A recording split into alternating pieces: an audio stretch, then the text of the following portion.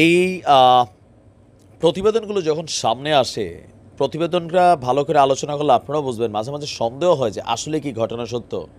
যেমন আমরা দেখেছি আমেরিকার যে টুইন টাওয়ারে হামলা হয়েছে, এরপরে উঠে এসেছিল এই ওই যে যারা করেছিল আর কি, কালো পতাকার মধ্যে আমাদের কালেমা যারা লাগিয়ে রাখে, নাম নিল সমস্যা, কারণ সিস্টেম অনেক আপডেট করা।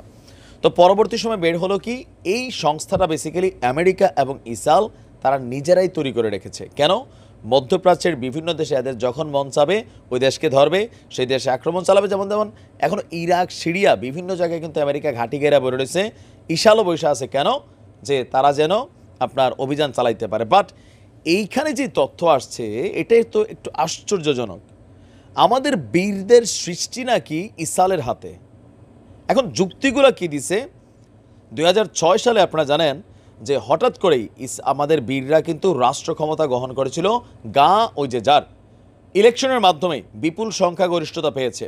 বাট এই টিমটা কেন হঠাৎ করে 2006-এর সামনে এসে এতটা শক্তিশালী হয়ে বসলো? ব্যাকগ্রাউন্ড নিয়ে তথ্য দিয়েছে আপনার ইউরোপীয় ইউনিয়নের কূটনৈতিক জোসেফ বোরেল। মানে এখন এই প্রতিবেদন শুনে আমার কাছে একটু শঙ্কা ফিল হয়েছে, প্রশ্ন আপনাদেরও হবে। বীরদেরকে সৃষ্টি এবং ফিনান্সিয়াল মানে অর্থনৈতিকভাবে সহযোগিতা করেছে ইসরায়েল।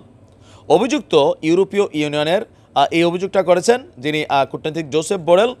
যুক্তরাষ্ট্রের সংবাদ মাধ্যমকে দেওয়া সাক্ষাৎকারে তিনি বলছেন যে আমাদের অরিজিনাল ফিলি কর্তৃপক্ষ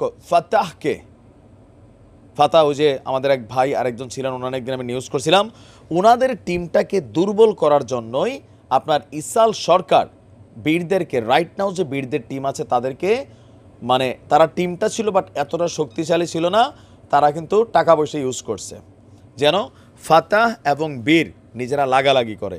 এই মধ্যে আপনাদের একটা তথ্য দেই, ওই যে যা, সেখানে প্রায় 60টিরও বেশি কিন্তু এরকম স্বতন্ত্র সংস্থা আছে। এরা কিন্তু একে আবার অপরের সাথে মিল না, সবাই ওই যে যা ওই জায়গাটার জন্যই লড়ে, কিন্তু নিজেদের মধ্যেও কিন্তু লড়াই ঝগড়া হয়। আর এরই মাঝখানে একটা অংশ ছিল যারা শক্তিশালী ফাতাহ। এখন এই কূটনীতিকের বক্তব্য যে তৎকালীন সময়ে ছিন্ন ভিন্ন থাকা বীরদেরকে একত্রিত করা, অর্থনৈতিক সহযোগিতার মাধ্যমে মেশিনারিজকে সাইজ করা, ইসরায়েল আসলে চাইছিল যে আমাদের মধ্যে খেলা লাগাইয়া এরা দূরের থেকে বৈশা কন্ট্রোল করবে, নিজেদের হাত মানে ময়লা করবে না আর কি। এটা কিন্তু আমার কাছে বিশ্বাস হয়েছে, কারণ বীরদের উত্থান হঠাৎ করেই কিন্তু একদম রাষ্ট্র ক্ষমতা এতভাবে শক্তিশালী হয়ে বসা, আবার সেখানে আরও যে টিমগুলো ছিল, ফাতাহ নামক টিমটা কিন্তু নাই হয়ে গেছে। তো সব কিছু ছিল ইসরায়েলের পরিকল্পনা, কিন্তু তাদের যেই সাপই তাদেরকে ছোবল মারবে বা সেই সাপই একসময় সাপুরে হয়ে যাবে, সেটা কিন্তু ইসরায়েল বুঝতে পারে নাই। স্পেনের মধ্যাঞ্চলীয় ভ্যালাডোলিড বিশ্ববিদ্যালয়ের ডিগ্রি পাওয়া এই কূটনীতিক বলছেন ওই যে যা, সেখানে সাধারণ মানুষকে শেষ করে দেওয়া হচ্ছে। ভবিষ্যতে এই আগ্রাসন আরও বাড়বে, পশ্চিমা দেশগুলোর উচিত দৃঢ়ভাবে হস্তক্ষেপ করা। আর তিনি আরও বলছেন যে শান্তি প্রতিষ্ঠার প্রয়োজনে বাইরে থেকে একটি দ্বিরাষ্ট্রীয় সমাধান চাপিয়ে দিতে হবে। তবে ইসরায়েল এই সমাধান প্রত্যাখ্যান করে মানে নিজেরাই বীরদেরকে আরও শক্তিশালী এবং কি এই টিমটাকে বড় করার দিকে এগিয়ে দিচ্ছে।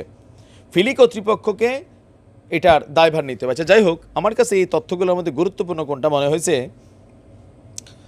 মধ্যপ্রাচ্যে কিন্তু এমন অনেক টিম এরা লাগাই রাখে। যেমন আমেরিকা দেখেন, বাংলাদেশে আওয়ামী লীগ বিএনপির লাগাই দিয়ে রাখছে। তোরা স্যাংশন দিলে সরাসরি দিবি, সেটা দেশ না, মানে আবার আমাদের সরকারের সাথে ব্যবসা বাণিজ্যটা ভালোই করতেছ, ওদিক দিয়ে পিটার হাসরে পাঠাইয়া এদিক দিয়া আবার মার্কিন পররাষ্ট্র দপ্তরে বলতেছে নো। তা ভাই, একটা মানুষের কড়া চরিত্র বুঝছেন, আমেরিকা এবং ইসরায়েল কিন্তু এই কাজগুলো করে থাকে। তবে যেমনেই করছে আজকে কিন্তু এদের সাপই এদেরকে ছোবল মারছে, আর সাপটা পরিষ্কার পবিত্র হইয়া অরিজিনাল কাজে লেগে গেছে। দেখা যাক আসলে এগুলো কতটুকু সত্য, বাট যুক্তিটা একদম ফালাই দেওয়ার মতো না। ভালো থাকুন, আসসালামু আলাইকুম।